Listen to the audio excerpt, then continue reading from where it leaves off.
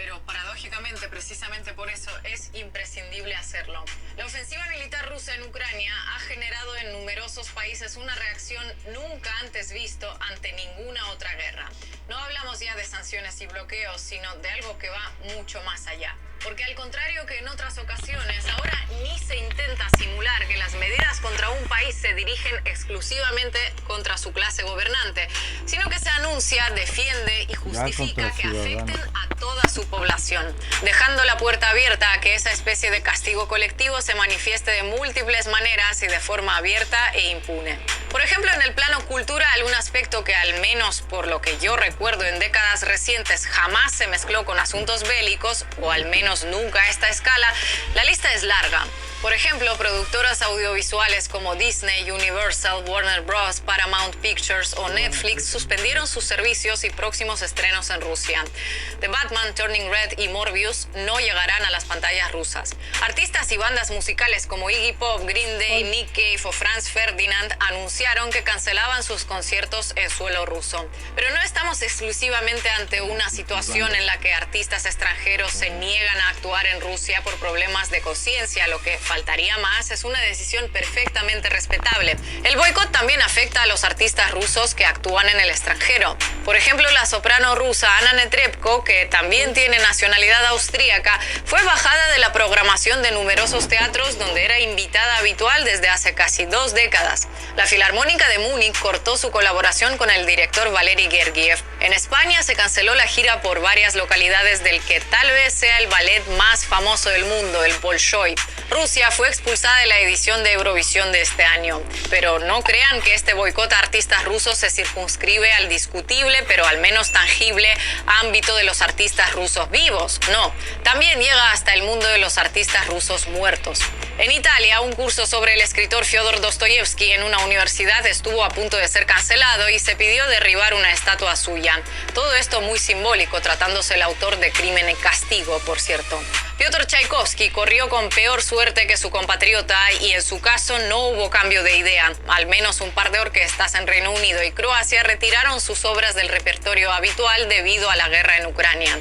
La Filmoteca de Andalucía en España sacó la película soviética Solaris de su programación por la delicada situación mundial. Lo curioso es que aunque la película fue dirigida por el fallecido director ruso Andrei Tarkovsky, como en casi todos los proyectos cinematográficos soviéticos, también había personas de otras nacionalidades en el reparto y equipo técnico.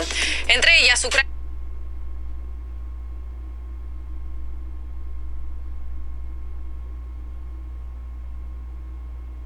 como Nikolai Grinko, que interpretó al padre del protagonista.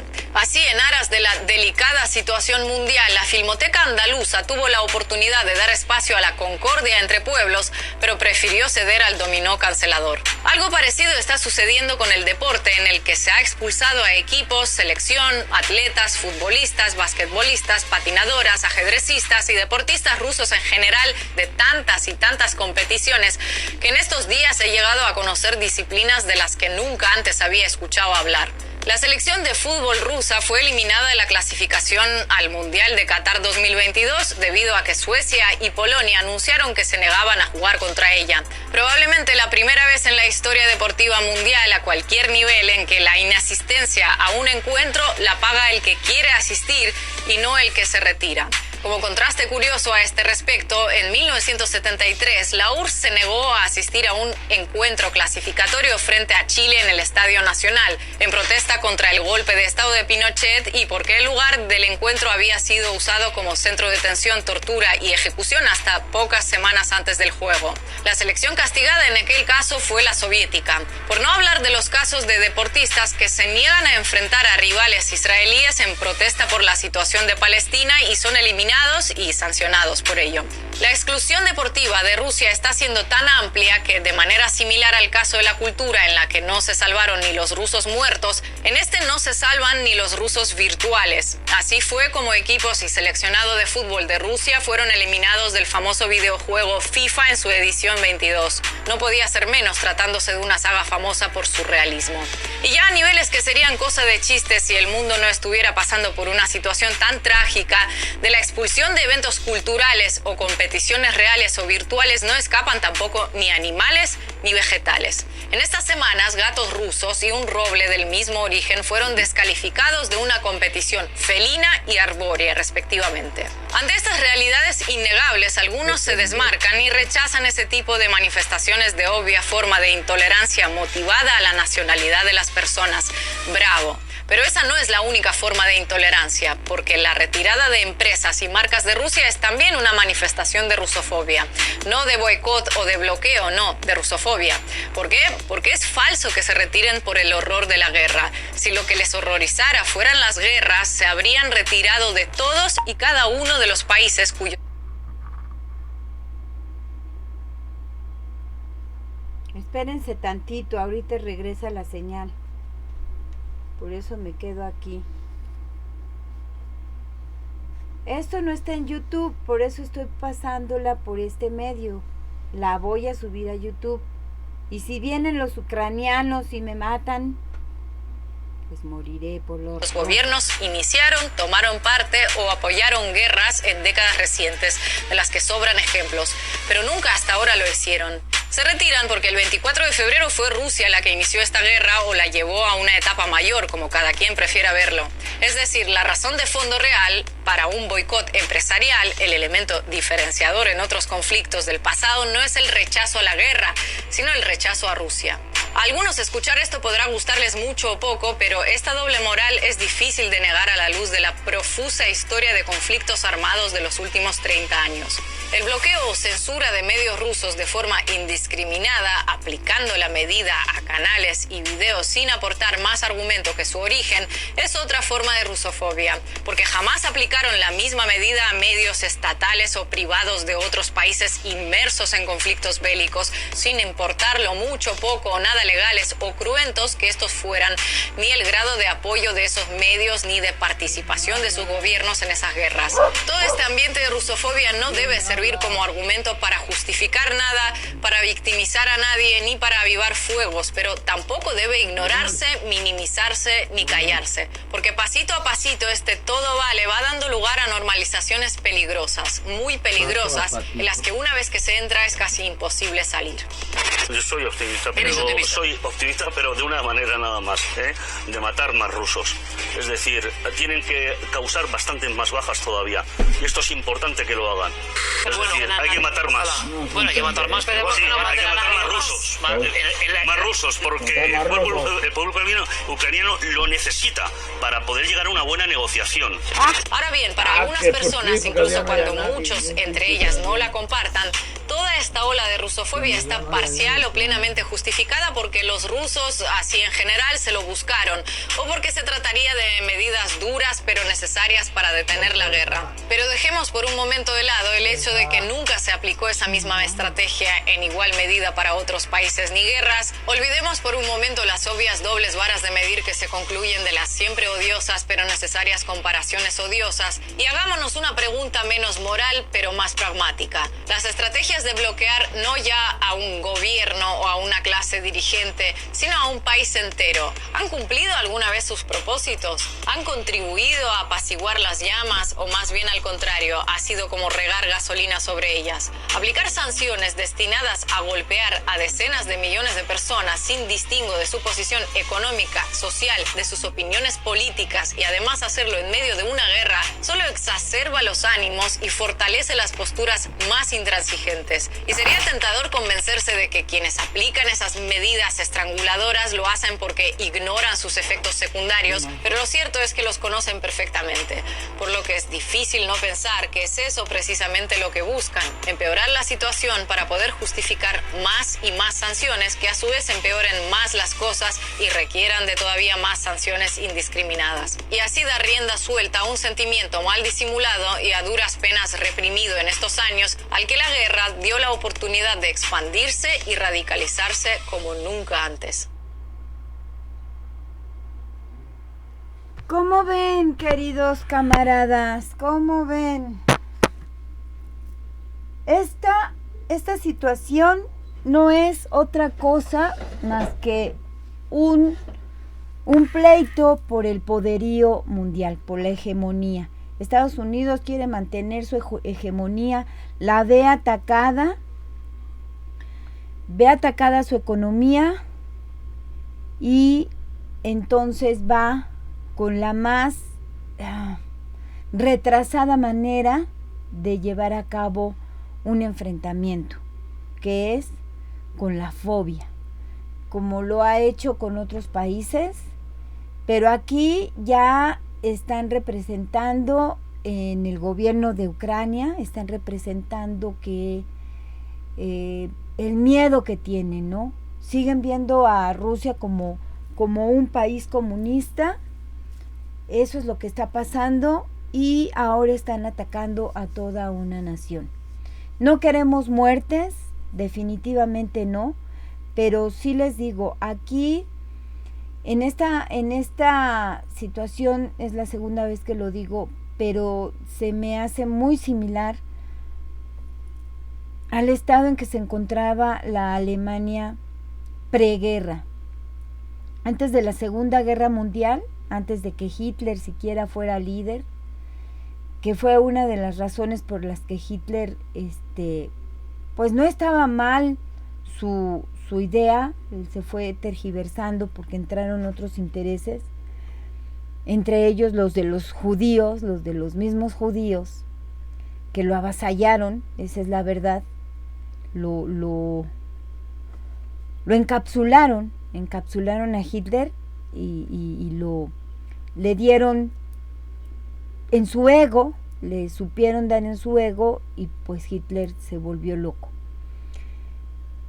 Entonces, les decía, es la situación como la preguerra, en donde a los alemanes eran vilipendiados en toda Europa, eran maltratados, eran humillados. Había mucha discriminación hacia los alemanes, lo vivieron los alemanes y ahora pues están empoderando una situación muy similar a la que vivieron sus antepasados, la están empoderando y se están uniendo a ellos, ¿no?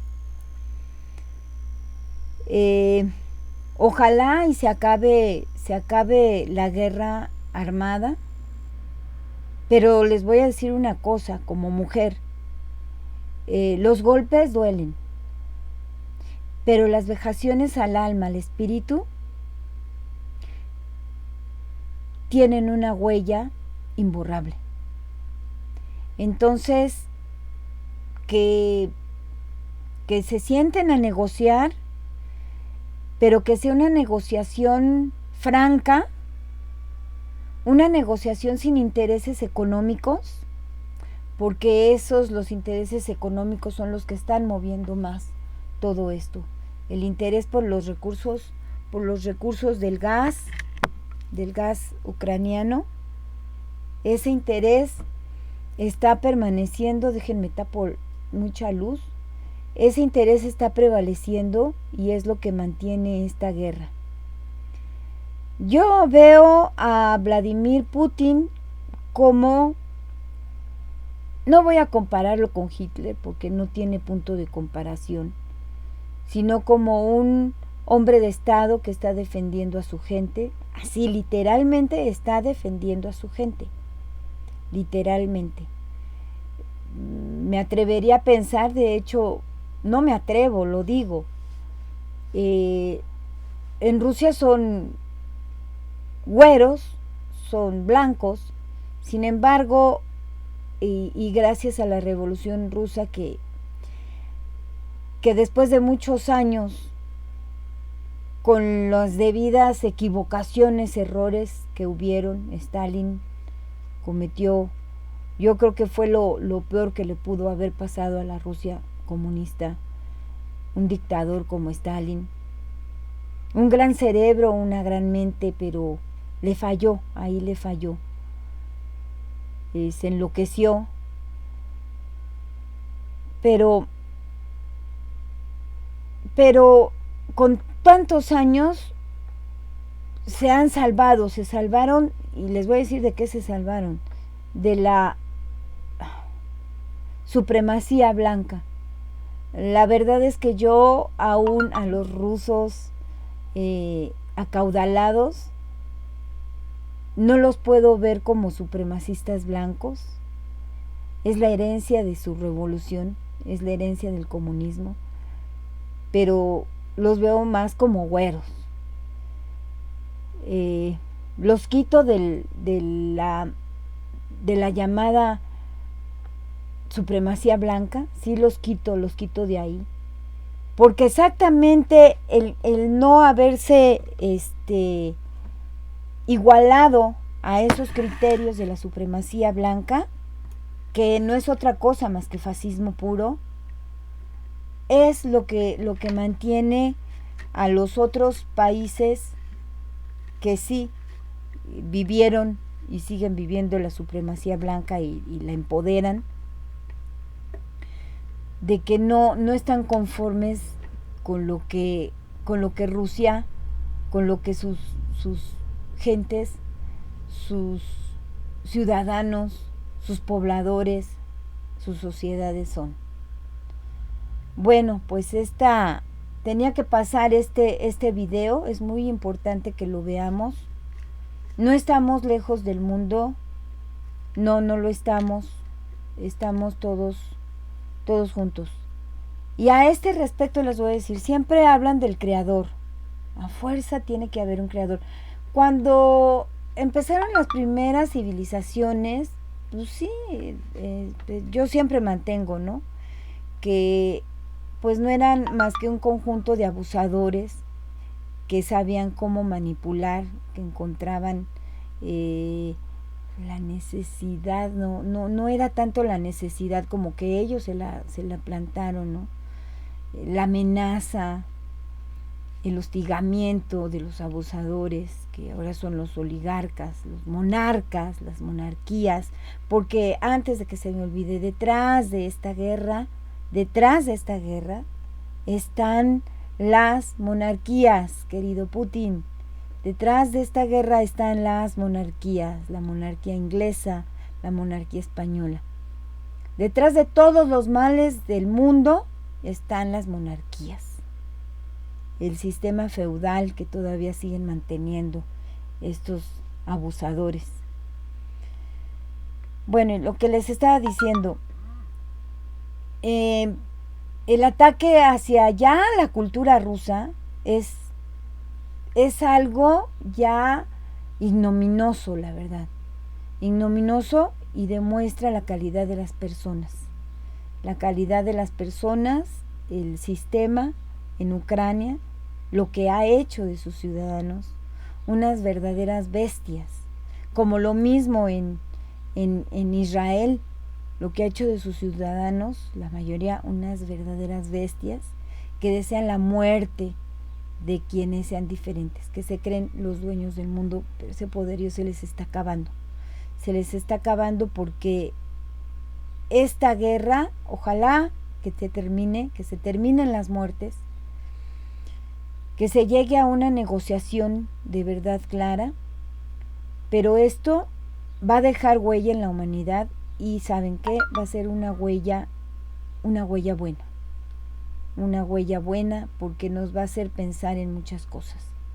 Bueno, hasta aquí llego, después les paso otro video.